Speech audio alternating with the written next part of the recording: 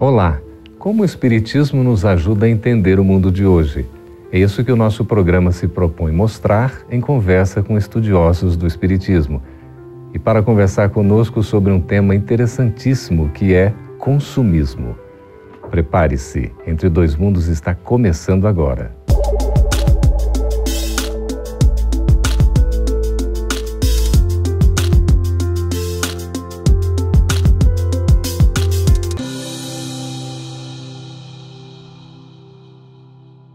Comprar é um verbo que a gente utiliza cada vez mais atualmente.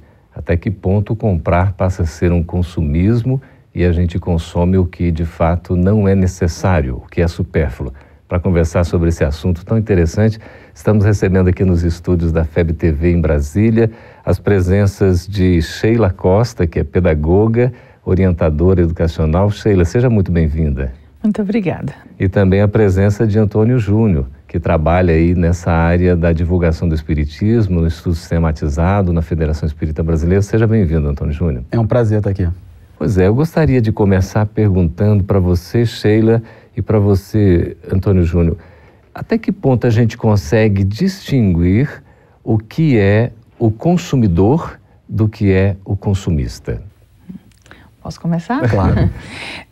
Essa pergunta é bem pertinente porque consumidores somos todos nós. O consumo, na realidade, é uma característica do ser vivo. Todo ser vivo consome. E consumir significa tirar do meio externo, trazer para o meio interno, utilizar isso no meu metabolismo e devolver o que eu não preciso mais. A biologia trabalha com o conceito de consumo e é o normal, porque todo ser vivo consome ar, consome água, nutrientes, né? E a nossa biologia também faz isso.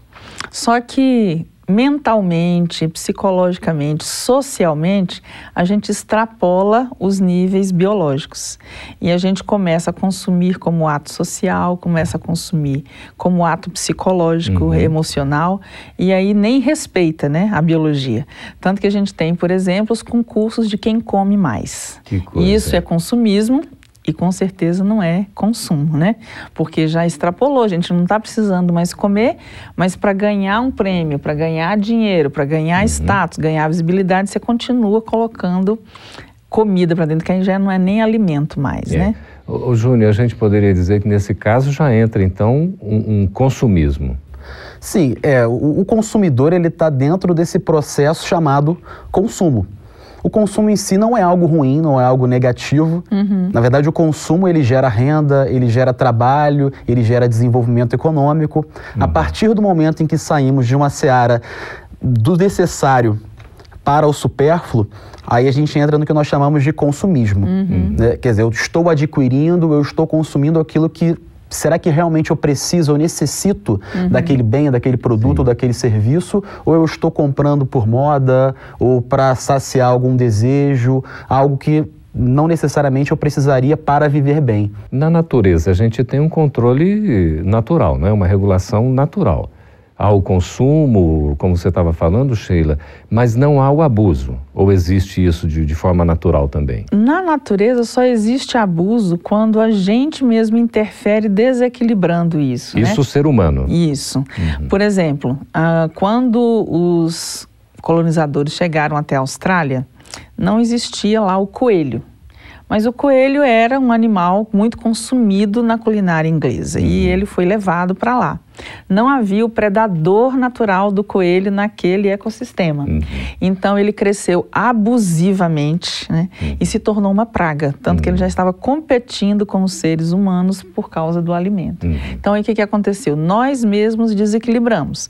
A natureza por si própria, ela é regulada pelas leis naturais, né? E se autorregula. E se autorregula. Mas o ser humano tem o livre-arbítrio. E aí é que começa o problema, porque nem sempre a gente utiliza o livre-arbítrio para manter o equilíbrio, mas para alterar esse equilíbrio. Até que ponto a gente pode dizer que o ser humano entra num consumismo que seria o abusivo? Ele passou do limite, Antônio Júnior?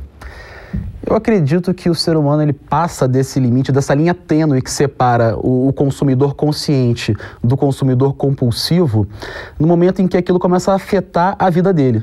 Então, no momento em que eu paro, que eu penso, eu preciso comprar, eu preciso adquirir, eu preciso consumir, aquilo começa a interferir no bom andamento da minha vida, quando eu deixo de realizar as minhas atividades cotidianas para pensar exclusivamente no consumo. E nesse caso eu fico, Sheila, praticamente numa dependência psicológica?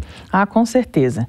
Tem gente, por exemplo, que passa por um determinado trauma emocional, uma bronca, um rompimento, né? Uma briga, e vai para o shopping. Vai descarregar, né? ali. Vai descarregar ali. E aí haja cartão, né? Haja conta e haja cartão. E a pessoa tenta compensar com algo material aquilo que é o imponderável com o qual ela não consegue lidar.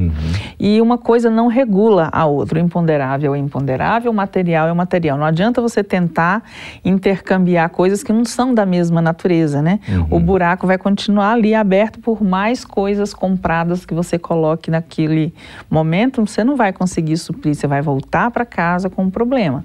É só um momentâneo instante de apaziguamento, mas depois aquilo tudo recomeça. A pessoa já nasce consumista ou ela se torna consumista?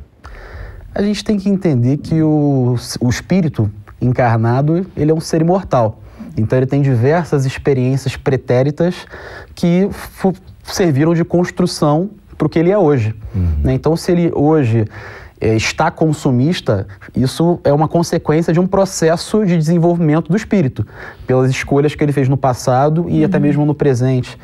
Então, posso dizer que dentro desse processo aí de desequilíbrio. A gente já vê hoje, Sheila, as crianças com tendências consumistas assim declaradas? Ah, com certeza vê. E isso, em muitos momentos, é incentivado pela sociedade, né?